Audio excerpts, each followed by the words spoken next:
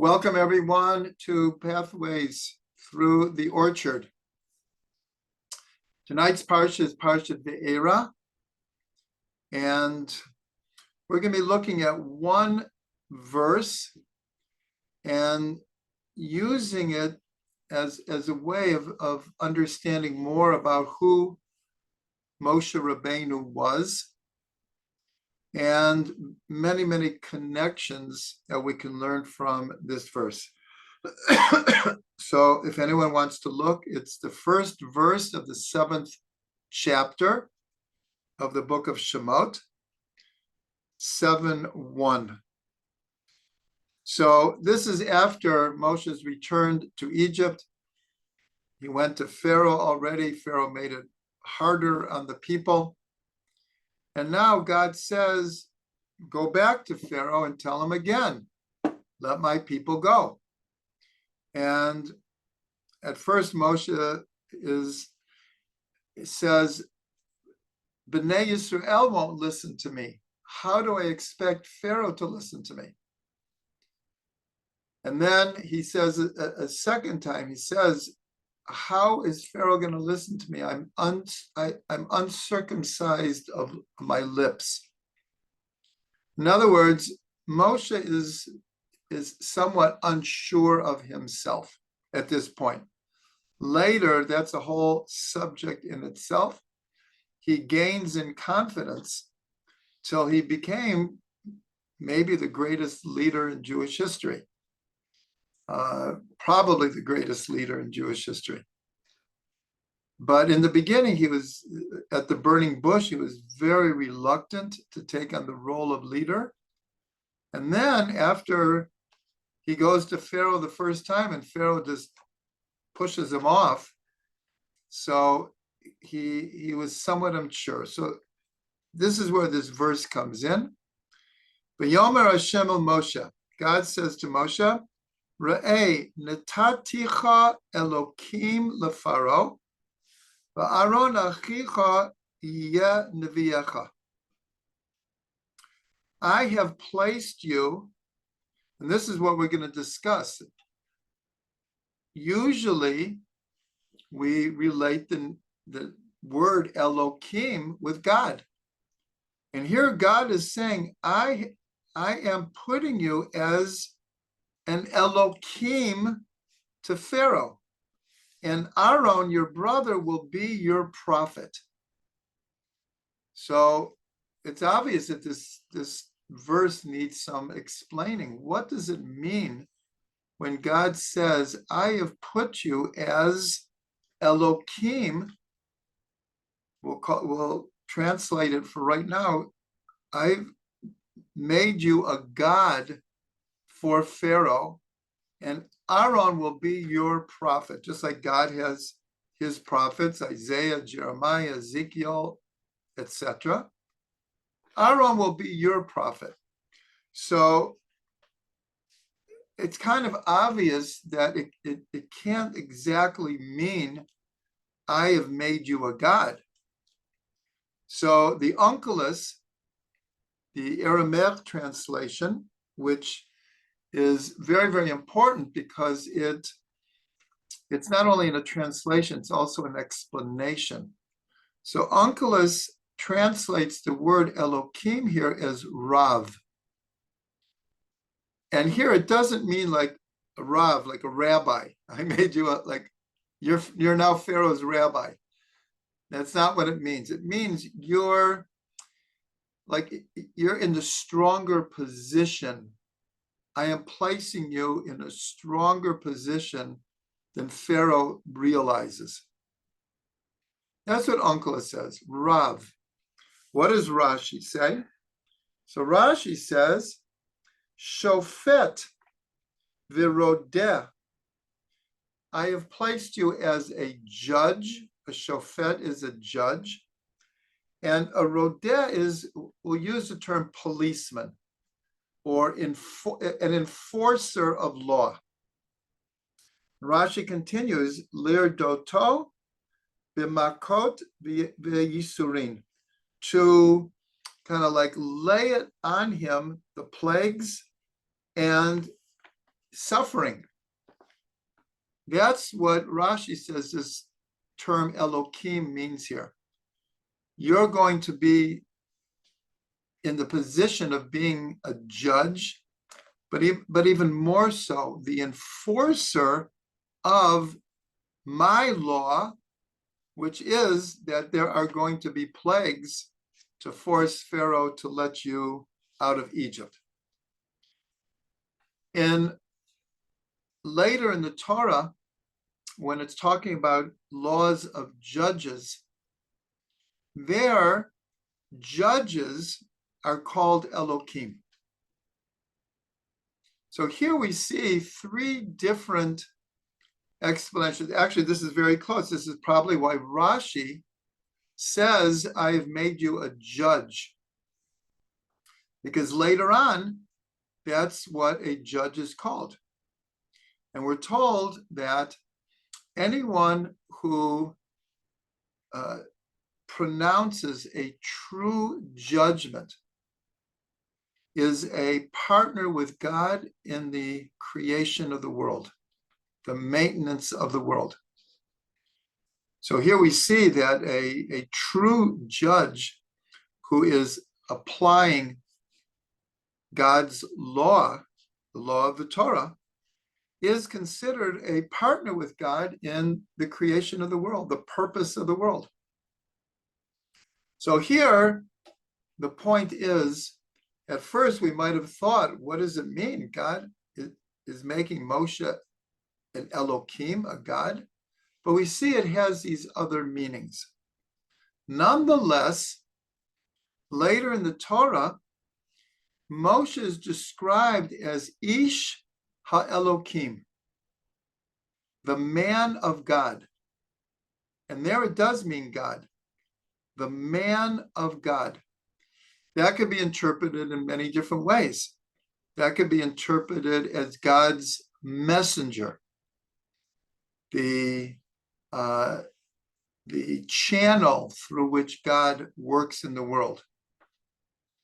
But the idea that Moshe is called the man of God, so this obviously represents a very, very high level of position or consciousness that Moshe reached. So why specifically is God sending Moshe to be an Elokim?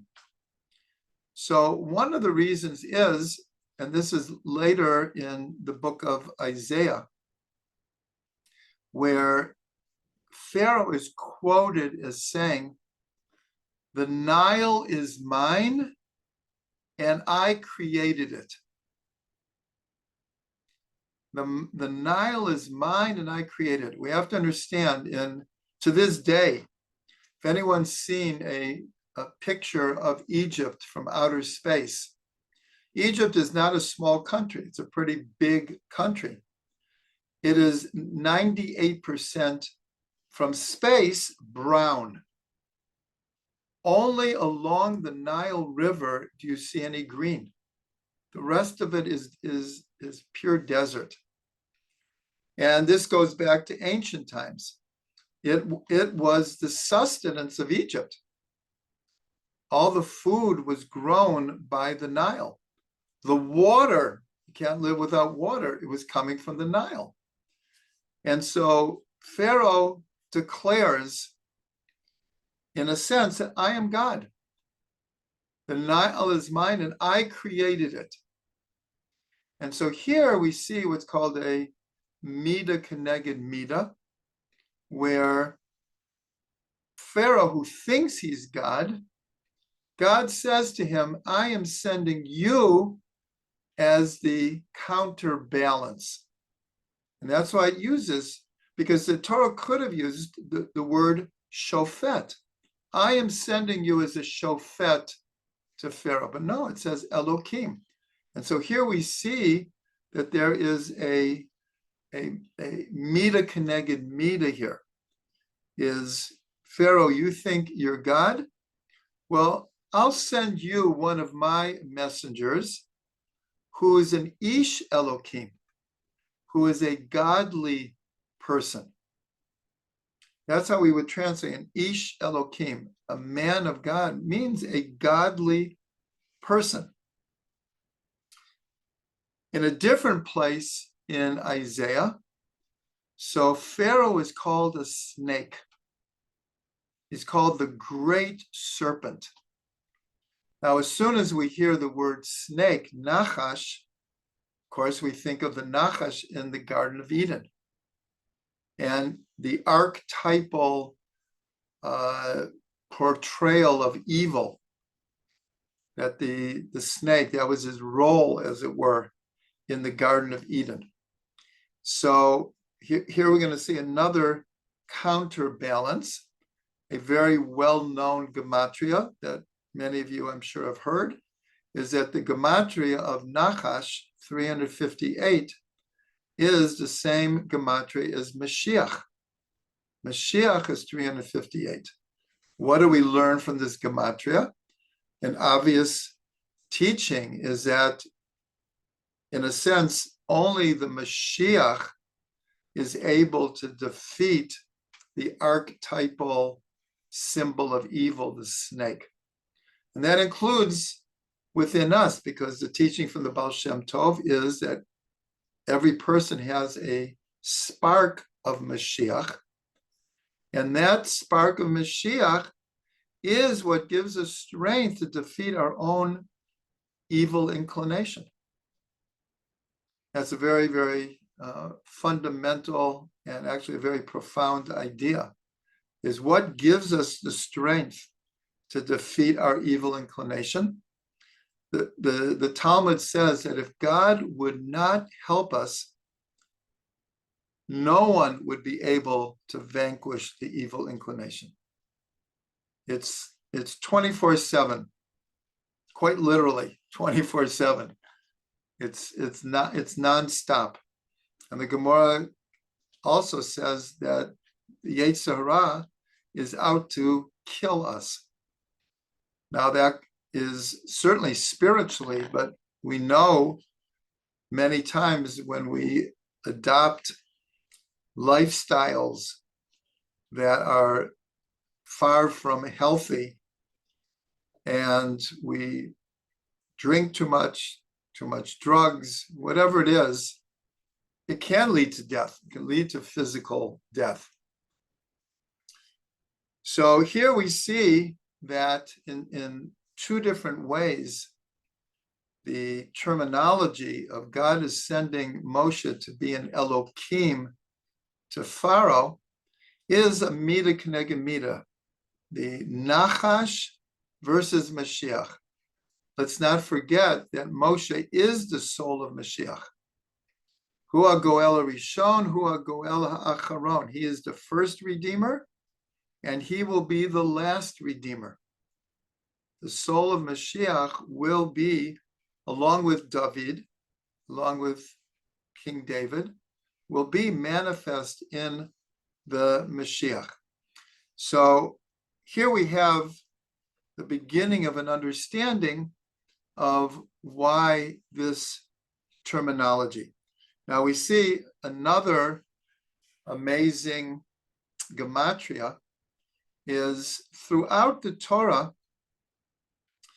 God warns Israel against idol worship. All of the prophets had to deal with Israel backsliding into different forms of idol worship.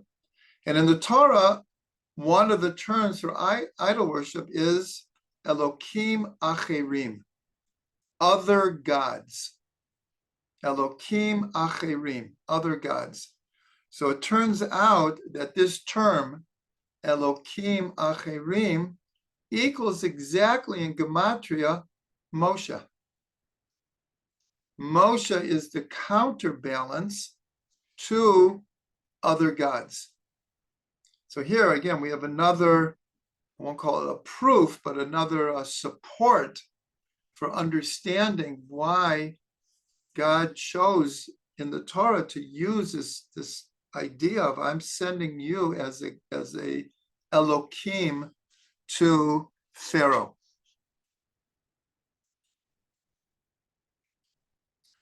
Okay, now we're going to take it to a very new and interesting place here. That after Sarah gives birth, and quite miraculous at her age, and even biologically, she was not able to have children, short of a miracle. And so when she gave birth, so she said, Schok asali Elokim. God made a, here it's very subtle. A schok here means laughter. Schok asali Elokim. God gave me joy. God gave me laughter. He gave me a son at my elderly age. And she also meant that when people heard about this, that people would be like, what's going on here? Excuse me.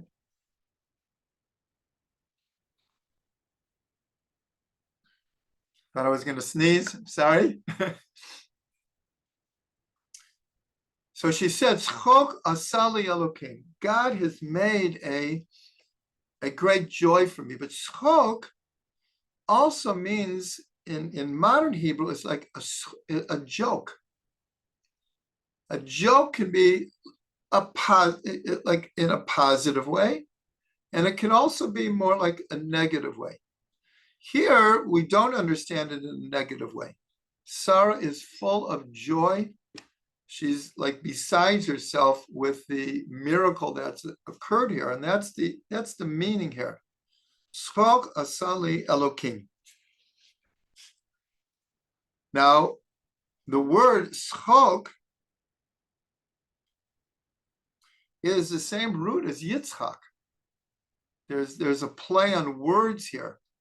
So when she says schok asali Elokim, it's like God gave me a Yitzchak. That's what it means. God gave me a Yitzchak, and that's why I'm so full of joy. Now we know that Yitzchak represents Gevura, strength, might, judgment, and also the concept of tzimtzum, of contraction. Gevura is a contracting energy. Chesed is an expanding energy. And so there's a concept here. The Maggid of Mezrich gave it over in the following way, is that God is playing a game of hide and seek with us. If we want to put it in those terms, that's what is happening in reality. God is playing a game with us, and he's hiding, and we need to find him. That's the game that God set up. And there's a famous story, it's actually attributed to different rabbis, that the rabbi's son comes crying to him, and the rabbi says, "What's wrong?" He says, "Well, I was playing with my friends hide and seek, and I was the one hiding, and they gave up. They couldn't find me. They gave up, and they left. And I was left by myself hiding." And the Rebbe said, "Oh, Gewalt, Rabbona Sha'olam, you're hiding too well, and everyone's giving up. Like, reveal yourself. Like, we don't know how to play this game right.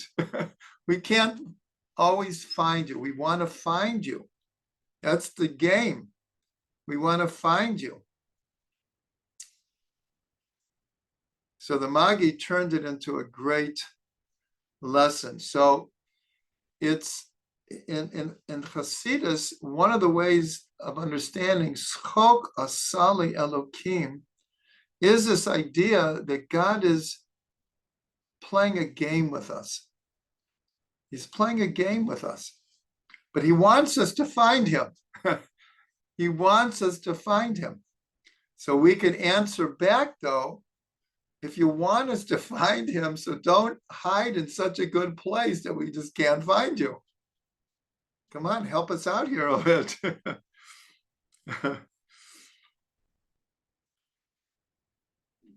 Give me a second. I'm trying to think of a verse here.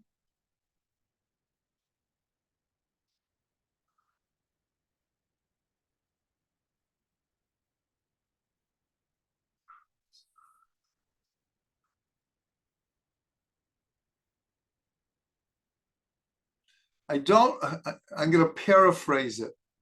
I'm going to paraphrase it. Maybe it will come to me. That in Hebrew, the word alilah in modern Hebrew means specifically a blood libel. And alilah means a libel, but because there were so many real blood libels throughout Jewish history that led to countless people being killed because of this statement or this accusation that we would, God forbid, we would kill a Christian and use their blood in making matzah. That was the typical blood libel, and it spread for hundreds of years in scores of communities, usually right before Pesach. And it was a terrible, terrible thing in Jewish history. Terrible thing. There's a verse that Nora Alilah Asa Elokim. Now Alilah can also mean action, something that people do. So the verse from David HaMelech is Nora Alilah al b'nei Adam. And it could be translated in awesome deeds did God do regarding human beings. So that's a very positive thing. God did wondrous things, Nora, awesome things regarding human beings. But it's also explained in, we'll call it the more negative, Nora Alilah, an awesome libel did God create for human beings. So what is that interpretation? What happened in the Garden of Eden? And another way of understanding Alilah is the word setup. And so it's interpreted an awesome way did God set up Adam and Eve in the Garden of Eden that it was inevitable that they would eat from the tree of knowledge of good and evil. God, what an awesome setup you made here. So here, this is all explaining this idea. Schok asali Elokim. God made, and again, Sarah meant it for only positive, but not that they're applying it to Sarah, but just the concept of this game of hide and seek and this libel or setup that God made for human beings. And here we can throw in the Yetzer Hara. God created the Yetzer Hara. He had his reasons. He wanted us to have choice. And without a balance of good and evil, of a good inclination and an evil inclination, there's no choices to be made. If we only had a good inclination, everyone would do exactly what they're supposed to do and would be moral and ethical and would follow the Torah, and there's nothing else to talk about. But God wanted human beings to earn their own way, to merit being in the image of God.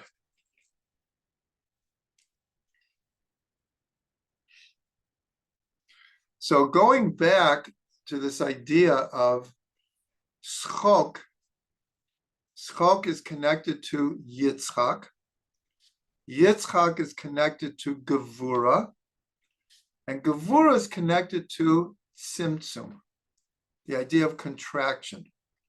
And here we'll bring in the well-known teaching from the Ari that in order for an infinite God to create a creation that had the semblance of independence so that we could merit and earn our own way. So God contracted his infinite being and created the space for finite worlds. This is the well-known teaching from the Arizal, we'll call it mystical cosmology. So I once heard Rav Ginsburg say an amazing thing. He said, one of the greatest ways that a person can emulate God, he said very paradoxically, is by not believing in God. That's a very paradoxical statement. In other words, we would like that everyone would recognize that God is our creator. We owe everything to God. But the fact that a person can choose not to believe in God shows the extent of independence that God gave to human beings, which is very godlike.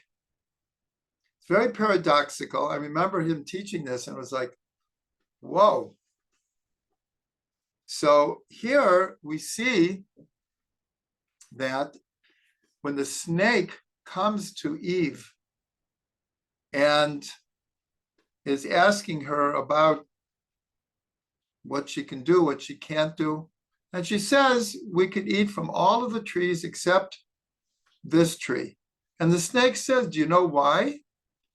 Because if you eat from this tree, you will be like God, and you will know the difference between good and evil. And that is actually what lit the fire of imagination of Eve. I can be like God. I'll eat from this tree and be like God. Okay, she made a mistake. But afterwards, after they ate from the tree, so the Torah says, God says, we now have to exile Adam and Eve, because now that they've eaten from the tree of knowledge of good and evil, if they now eat from the Eitz Chaim, they will live forever. They will know the difference. In other words, this is all very paradoxical. Ultimately, God wanted us to eat from the tree of knowledge of good and evil. He just wanted us to eat from the tree of life first. Because without that, we as finite beings are not in the position to be able to handle eating from the tree of knowledge of good and evil without eating first from the tree of life. So in a sense, this is the setup. The setup is that by eating from the tree of knowledge of good and evil, this sets in motion the idea of the balance between good and evil, which allows choice to be made, because ultimately that was the first choice. The first choice was eating from the tree. That was a choice. And so even though it had disastrous consequences, there's a way to understand that it was not only inevitable, but ultimately that was part of God's plan. There are other ways to learn the story, but this is one of the most profound ways to understand the story and to understand some of these verses that we are dealing with. So we're going back to Moshe being called Ish Elokim, Ish Elokim, a man of God. So the Gemara discusses that, like, what does that mean exactly? So they give a very interesting understanding. They say from the waist down, he was a man. From the waist up, he was like God. He was like God. So what is this telling us? This is the usual explanation of what an Adam is. The Aleph of Adam represents the divine soul, the Nefesh Elokit, and the Dam of Adam is the blood, is the body. So this is very similar to saying, like, every person, not just Moshe, every person has this dual reality, dual personality, that we are God-like, we have a divine soul, and we also have a very grounded physical, material body. And of course, that's the challenge our whole lives, is to try to make peace between these two realities. And they're both important, and they're both very, very real. So that is one of the understandings of Isha Elokim. And again, it's not just Moshe we're talking about. That's why the Alter Rebbe, in a different context, said that every person has a spark of Moshe in them. Just like the Baal Shem Tov said, everyone has a spark of Mashiach. So the Alter Rebbe said everyone has a spark of Moshe. And they're very, very connected, because Moshe is Mashiach. Moshe is Mashiach. And so here, a very, very important gematria. The gematria of Elokim is 86, and its parallel corresponds to the word ha-teva. Teva means nature. When you add a hey to a word, it's called the hey hayidiyah. It's like saying the leader with a capital L, the leader, not the leader, the leader. So ha-teva is Elokim. And so that's why the name Elokim is associated with the laws of nature, of creation. That's why in the narrative of creation, only the name Elokim appears 32 times. The name Yud-Kei Vav-Kei does not appear, because here it's God making the physical, material world. So this gematria, 86, equals the term Kli Hashem. Kli is a vessel. Vessel, Kli, equals 60. And the four-letter name of God, Yud and Hey and Vav and Hey, equals 26. 26 and 60 equals Elokim. The Elokim is the vessel for Yud-Kei Vav-Kei. And it's very connected to this Torah portion. I will mention it, but I will urge everyone to look at your Living with the Times this week, because one of them is dedicated to understanding this idea that Elokim is the vessel for Yud-Kei Vav-Kei. And that's in the very, very first verse of this parsha. I'll just read it and again urge everyone to look at your Living with the Times. But the first verse of this parsha says, Vayedaber Elokim el Moshe, v'yomer alav ani Hashem. So you'd say, wait a minute. If Elokim is speaking to God, why doesn't it say, I am Elokim?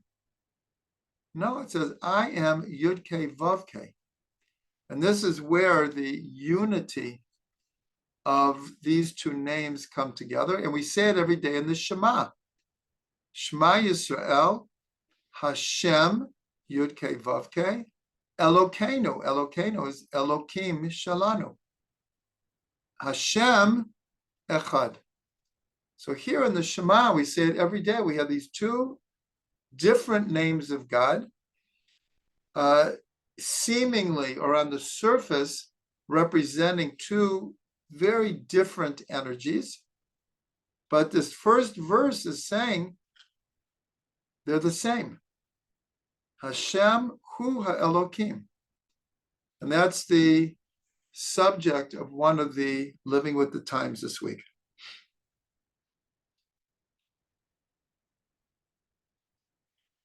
Okay, so now there is a verse in the 82nd Psalm, the 6th verse, 82:6 in Psalms, that says in like a very awesome thing. It says, Ani amarti, this is God speaking. I said, Elokim atem, you are gods, ubnei elyon kulchem, and all of you are children of the elevated name of God, Kel Elyon. You are all like from the higher worlds. You are all meant to be Elokim. Now here it doesn't mean judges and it doesn't mean policemen.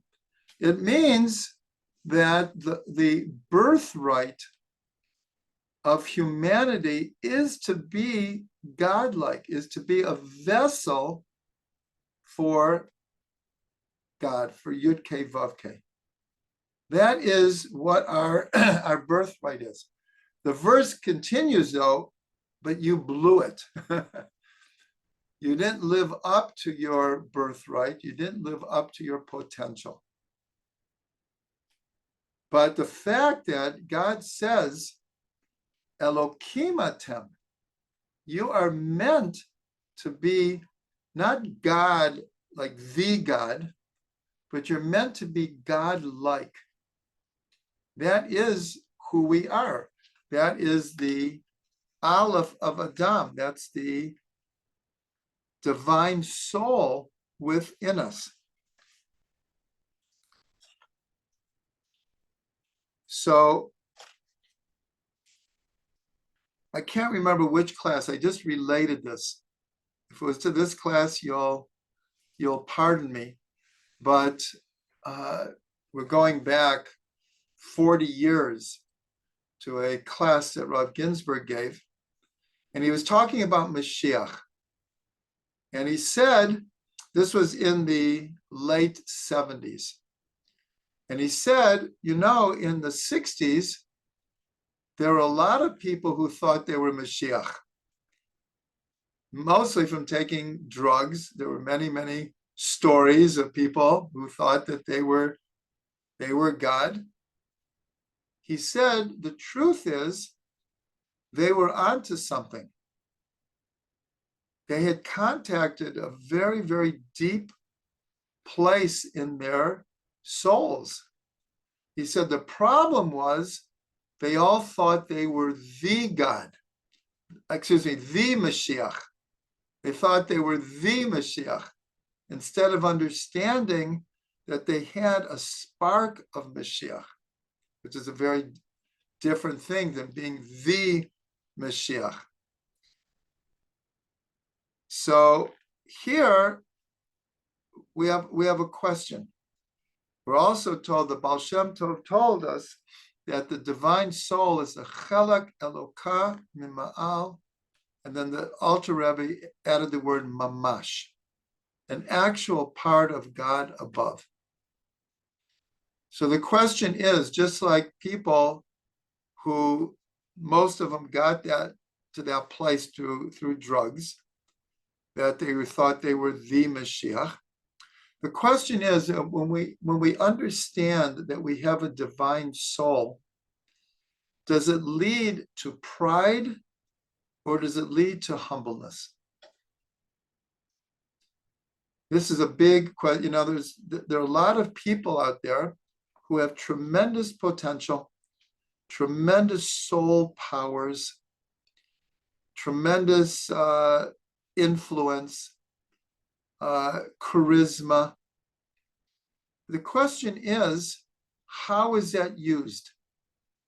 Does that lead to someone being prideful, arrogant, lording over other people? Or does it lead to a sense of existential humbleness, that this spark of God, or being a godly person, means being a vessel for God. And to be a vessel for God, I have to be open. The more prideful, the less place there is for God's energy. That's why it says in the Gemara, in regards to a prideful person, God says, he and I cannot dwell together. Why? Because the prideful person is so full of themselves, there's no place for God. So God says, a prideful person, we can't coexist, because the prideful person makes no room for me. And so here, this is a tremendous paradox. And probably the two most important examples of this is Moshe and David, the two components of Mashiach. The Torah itself says about Moshe that he was the most humble person on the face of the earth. Now here it's Moshe Rabbeinu who is leading the Jewish people for 40 years through thick and thin, through challenge after challenge, who has to stand up to the people who many times want to stone him or return to Egypt. Here's Moshe. We began this class explaining how Moshe in the beginning was seemingly very unsure of himself. He lacked confidence. But as he grew into the job, grew into the position, he became this incredibly strong leader. But at the same time, the Torah says he never lost his humbleness. And this, for the way we look at our leaders, this is very paradoxical. Because unfortunately, when we look at, too many times we look at leadership through the lens of politics, political leaders. And we see people who are, if I don't mind saying, full of themselves. They are, and in many cases, in it for themselves. That's the sad reality. Jewish leadership, at least ideally, is very different, and not just ideally. Throughout Jewish history, we have a whole string of leaders who were truly humble, truly ready for self-sacrifice, and lowly in the eyes of themselves in relationship to God. The other example is David HaMelech. David HaMelech is also a tremendous leader, stood up to challenge after challenge, war after war.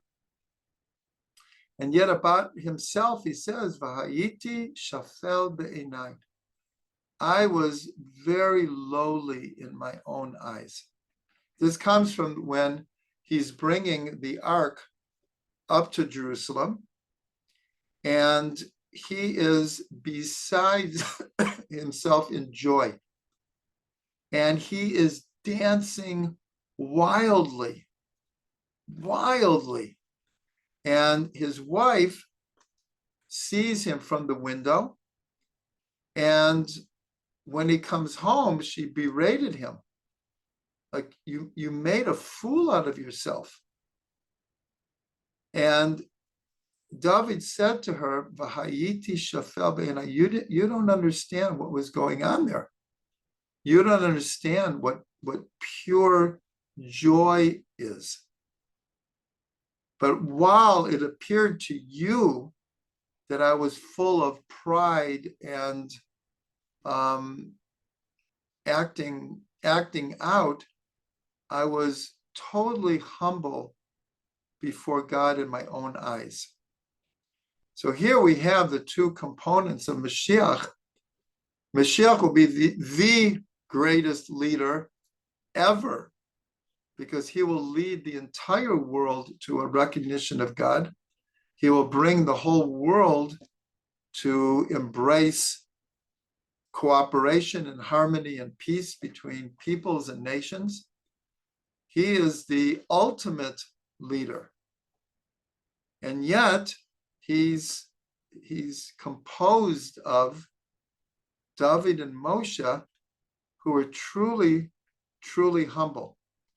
So this is a question for all of us, because we all have a spark of Mashiach, we all have a spark of Moshe, we all have a spark of a divine soul, and we have to look at our own lives.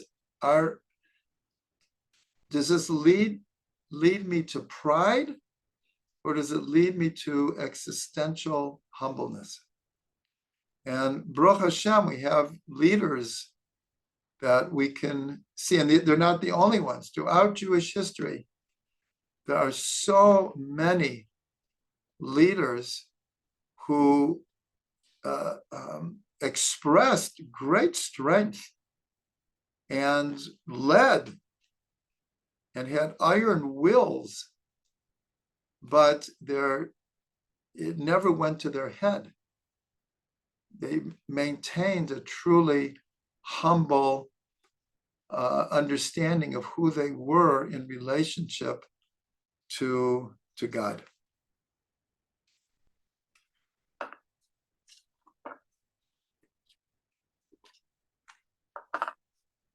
Okay, I think that's a really good place to stop. So we'll end with a bracha and with a blessing that, first of all, that we can all realize and activate and bring out the potential of our divine soul. And we can also assume at the same time a position of true humbleness before God. Again.